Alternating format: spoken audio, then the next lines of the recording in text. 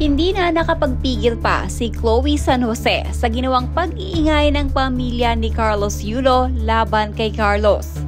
Inalmahan na ni Chloe ang naging komento ng ama ni Carlos sa bagong post nito sa kanyang social media. Ayon kay Chloe, alam umano nitong hindi ang ama ni Carlos ang nagko-komento sa mga post na naglalabasan ngayon. Katulad na lamang ng komento ni Andrew Yulo sa nilabas ng ABS-CBN na article para kay Carlos. Dahil sa tila gusto naman umano ni Andrew ng public attention, bakit hindi na lamang daw sabihin ni Andrew ang mga sinabi at ginawa ni Angelica Yulo kay Carlos? Kung paanong sinumpa ni Angelica si Carlos bago ang qualifying na laban nito para sa Olympics. Kung paanong sabihin umano ni Angelica Yulo na kahit ilang rosaryo pa ang ipadala kay Carlos sa laban nito, hindi na umano ito mananalo. Napatawad naman na umano ni Kaloy ang pamilya niya. Sana daw tumigil na ang kampo nila Angelica para makapag-heal na ang lahat sa mga nangyari. Pasensya na po kayo tito, alam ko po na hindi po ikaw ang nag-comment nito. Pero kung gusto niyo po talaga ng ganito, ba't hindi niyo din po sabihin na sinumpa po siya ni Tita Angge? Nagagapang si Kaloy sa lupa before po siya mag-qualify sa Olympics last year. Sinabi pa po niya na kahit ilang rosaryo pa ang ipadala niya kay Kaloy ay hindi na po mananalo si Kaloy. Kwento pa po sa akin ni Kaloy before siya lumipad sa Olympics na sinabihan niyo po siyang galingan niya at ipagdarasal niyo po siya para pag nanalo po siya, wala na silang masabi po dyan sa bahay. Dahil ang sabi niyo po kay Kaloy ay marami po kayong naririnig na hindi magagandang salita sa kanila. Matagal na panahon at ilang beses na po kami nag-sorry ni Kaloy at nag-try makipag-usap po sa inyong lahat. Bakit po ganito? Pero wala na po yun tito Nakapagpatawad na po kami and we're always praying for you po. God bless us all po.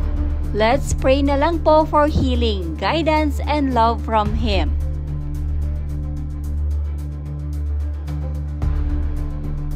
Sumagot naman si Andrew Yulo at sinabing siya umano ang nagkomento dito. Gusto niya umanong magkaayos at magkaliwanagan na silang lahat. Samantala, narito naman ang ilang komento ng publiko hinggil sa naging sagot ni Chloe San Jose. Ayaw ko na lang mag-talk. Alam na mga nakakakilala sa kanila kung saan napunta yung pera at kung bakit sa looban pa din sila nakatira. Sabi nga nung kakilala ko, wag lang nilang pupunuin si Kaloy. Dahil pag naglabas si Kaloy ng ebidensya, tapos sila. Remember nung nag-post yung girlfriend regarding sa mga bank statement at evidence the following day, nagpa-press ko na si nanay at nag-fake sorry. Remember the statement of Sinya Carion during one of her interview na she knows everything, that's why she's on Kaloy's side. Doon ako naniniwala mismo sa sagot ni Kaloy doon sa interview ng nanay niya. Malinaw na ang pinag-ugatan ng di pagkakaintindihan nila ay ang perang naubos ng nanay niya. Tinanong lang naman sana niya yung nanay niya kung saan napupunta ang pera na wini-withdraw nito sa bank account niya kasi may mga resibo at ang malala nag-zero balance account niya.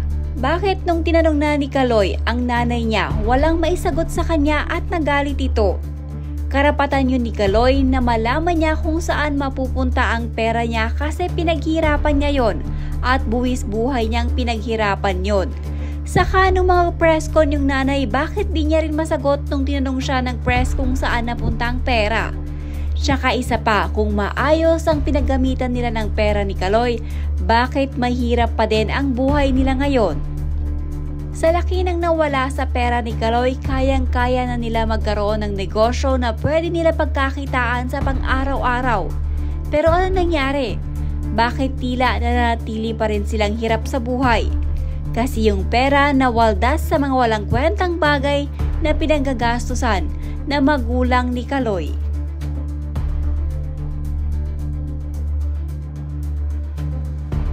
Mark Andrew Yulo, parang wala mang banggit si Carlos na magnanakaw ang mother niya. Nanay nga ni Carlos may post pa, Japan lang ang malakas, pag-support pa yung iba kaysa sariling anak. Tsaka napanood ko mga interview ni Carlos, wala siyang sinabing ganon. Mark Andrew Yulo, unang-una boss, nakakahiya ka pong maging ama. Hindi mo na nga nagawa ang responsibilidad mo, di mo pa naibigay sa anak mo ang obligasyon mo bilang tatay. Responsibilidad at obligasyon ng mga magulang ang magpalaki at alagaan ang kanilang mga anak. Hindi nila ito utang na loob sa iyo kasi hindi naman sila ang nag-utos na buuhin niyo sila mag-asawa at ipanganak na mahirap. Dapat magpasalamat ka sa anak mo dahil yung obligasyon mo sa kanya na mabigyan siya ng magandang buhay ay hindi mo nasagutin kasi kusang nagsikap at gumawa ng paraan ang anak mo para gumanda ang buhay niya. Kung tutuusin, ikaw dapat ang tatay na nagbibigay sa kanya ng magandang buhay. Kaya magpasalamat ka na lang dahil yung obligasyon mo inako na ng anak mo. Magulang dapat ang unang pumoprotekta sa anak laban sa mga kasamaan at panghuhusga. Hindi yung ikaw na tatay o kaya na magulang ang gumagawa ng paraan para masira at mahusgahan ng tao ang anak ninyo. Ngayon, kung maraming manghuhusga sa anak mo na masamang bata si Kaloy, malamang ang problema na sa inyong mga magulang kung paano ninyong pinalaki ang anak nyo. Hindi si Kaloy ang dapat mag-sorry kundi kayong mga magulang niya na mapang-abuso at pabaya. Huwag kayong pa-victim, hindi kayo ang biktima dito, nakakahiya kayo. Lakas ng loob mag-comment in public ng ganito sa anak mo mahiya ka naman sa anak mo. Yung obligasyon mo bilang tatay na bigyan ng magandang buhay ang anak mo.